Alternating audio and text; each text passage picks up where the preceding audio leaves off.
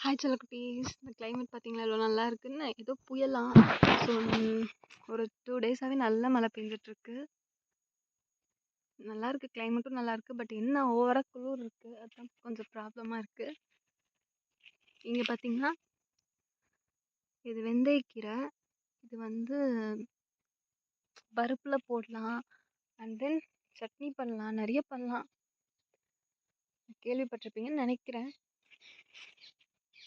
ஆக்சுவலாக நான் ரொம்ப தூரத்துலேருந்து நடந்து வந்தேன், அதனால எனக்கு கொஞ்சம் மூச்சு வாங்குது. இது கொஞ்சம் பரவலாக போட்டுட்டோம். பக்கமாக போட்டிருந்தா இன்னும் நல்லா இருந்திருக்கும்.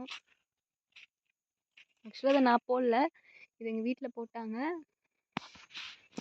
ரொம்ப பார்த்திங்கன்னா பரவலாக போட்டாங்க, அதுதான் கொஞ்சம் தூரமாக இருக்குது.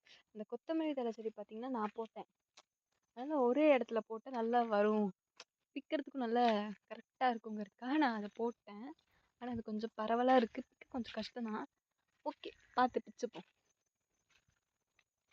நிஜமாவே இது டேஸ்ட்டாக இருந்துச்சு சமைச்சப்போ. நான் கூட என்ன நினச்சேன்னா இது கசக்கும் போல் அப்படிலாம் நினச்சேன். பட் ஆனால் இதெல்லாம் கசக்கலாம் இல்லை, இது நிஜமாவே சூப்பராக இருந்துச்சு. லாஸ்ட்டாக அந்த பருப்பு குழம்பு, வெந்தயக்கீரை போட்டு பருப்பு குழம்பு தான் செஞ்சேன். அதில் ஒரு ஸ்பூன் லாஸ்ட்டாக நெய் ஊற்றி ஆட் பண்ணி சாப்பிட்டேன் பாருங்க, அவ்வளோ சூப்பராக இருந்துச்சு. நீங்களும் வேணால் ட்ரை பண்ணி பாருங்கள். அதுக்கான ரெசிபி லிங்க் உங்களுக்கு வேணும்னா நீங்கள் கமெண்ட் பண்ணுங்கள், ரெசிபி லிங்க் அனுப்புங்க அப்படின்னு. நான் உங்களுக்கு மறக்காம அனுப்பி விட்றேன். நான் அதை ஒரு வீடியோவும் கூட நான் அப்லோட் பண்ணுறேன். ஆக்சுவலாக அது நான் ஒரு ரெசிபி வீடியோ இது பண்ணி வச்சுருக்கேன். அது உங்களுக்கு லிங்க் வேணும்னாலும் கமெண்ட்டில் லிங்க் கமெண்ட் பண்ணுங்கள்.